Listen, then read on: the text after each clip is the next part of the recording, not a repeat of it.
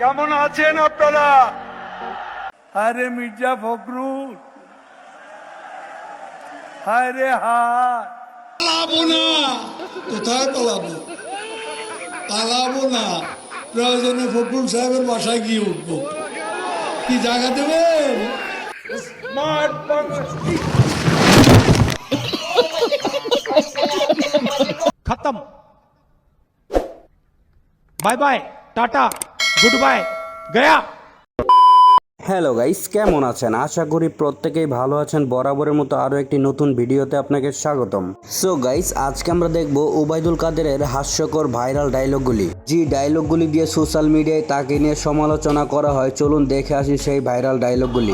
আর 10 দফা নয়, এবার 1 দফা শেখ হাসিনাকে কবরস্থানে পাঠাতে হবে।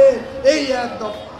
বেশি আলবাল বকলে না কানের গোড়া একটা থাবড়া মারবো, সঙ্গে পোক্ত আয়নার সামনে দাঁড়িয়ে তুমি যদি পদ চাও, গোটা সমাজের সেটা কাজে লাগে কি? সো গাইস, আমাদের সাথে আপনিও যদি ওবায়দুল কাক্কুর হাস্যকর ফানি ডায়লগগুলি একসাথে উপভোগ করতে চান, তাহলে আজকের ভিডিওটি শেষ পর্যন্ত দেখার অনুরোধ রইল। কেননা শেষের ডায়লগগুলি একটি থেকে একটি জোস হতে চলেছে, যা 1 সেকেন্ডও মিস করবেন না। আর হ্যাঁ, ভিডিওটি যদি ভালো লাগে অবশ্যই সাবস্ক্রাইব করবেন। ঠিক আছে। সো গাইস, আমাদের লিস্টের শুরুতে রয়েছে কাদের কাক্কুর জ্বালা অন্তরে জ্বালা এই ডায়লগটি। জ্বালা, হেরে জ্বালা, অন্তরে জ্বালা, পদ্মা সেতু হয়েই গেল।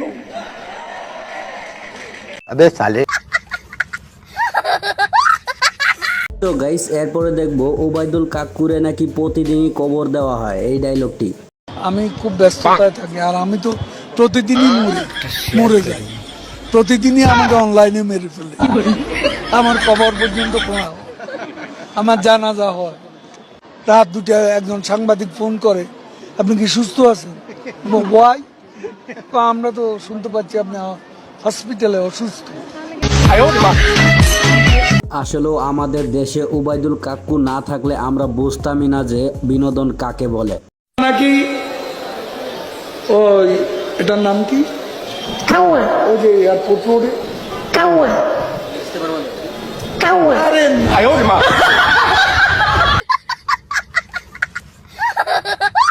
এরপর রয়েছে সাংবাদিক যখন ওবায়দুল কাক্কুরে জিজ্ঞাসা করে আপনি কার অপেক্ষায় রয়েছেন, ওবায়দুল কাক্কু যা বলে, এখন অপেক্ষা কার জন্য আসলে? এখন অপেক্ষা কার জন্য? আপনার জন্য।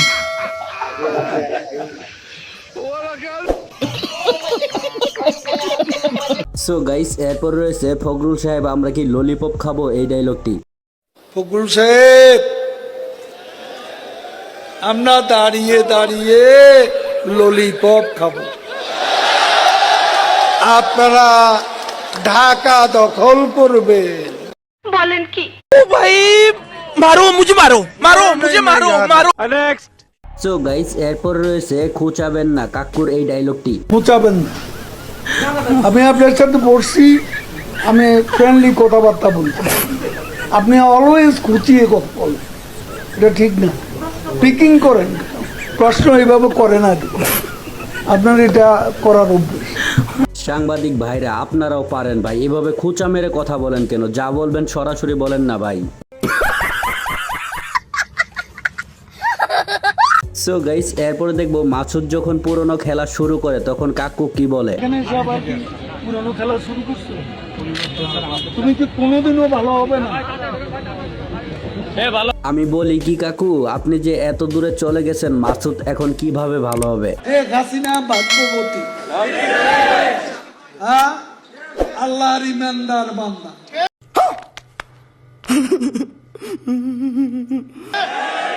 এবং সেজন্যই বাংলাদেশ ওই 10 নম্বর মহাবিপদ সংকেতের মধ্যে তেমন ক্ষয়ক্ষতি সম্মুখীন হয়।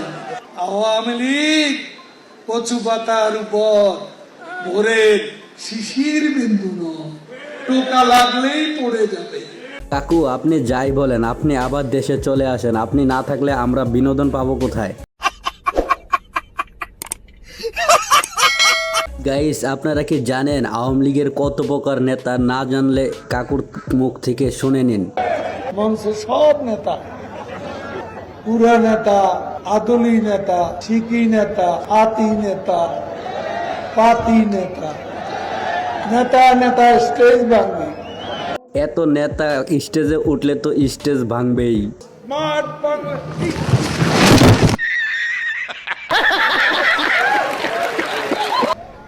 জ্বালা হেরে জ্বালা, অন্তরে জ্বালা। আমি বলি কি কাকু, আওয়ামী লীগের অন্তরে ঠিক এভাবেই জ্বালা হয়ে গেছে। কন্ডবলি টানেল হয়েই গেল। ঢাকা তরুণ প্রজন্মে মেট্রো রেল হয়েই গেল। যাই হোক গাইস, কাকুর কোন ডায়লগটি আপনার সব থেকে বেশি ভালো লেগেছে অবশ্যই কমেন্ট করে জানাবেন কিন্তু। পালাবো না, প্রয়োজনে ফখরুল সাহেবের বাসায় গিয়ে উঠবো। কি জায়গা দেবেন? না হলে ঠাকুর গায়ের বাড়ি আছে না। সো গাইস, সর্বশেষ দেখবো সরি বললেই কি সব সমস্যার সমাধান হয়ে যায় এই ডায়লগটি।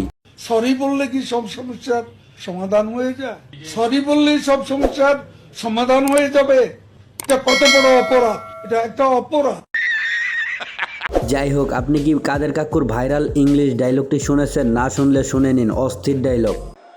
She has made us stand taller. She has made us feel brighter. She has made us look smarter. She has shown us out of darkness.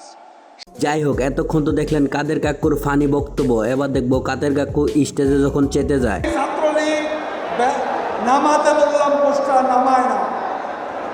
কারা আমি ভোট দিচ্ছি, নামা পোস্টার নামা। সো গাইজ, ভিডিওটি এ পর্যন্তই। ভিডিওটি কেমন লাগলো অবশ্যই কমেন্ট করে জানান, আর এরকম নতুন নতুন ভিডিও পেতে আমাদের চ্যানেলটা সাবস্ক্রাইব করে রাখুন। ধন্যবাদ।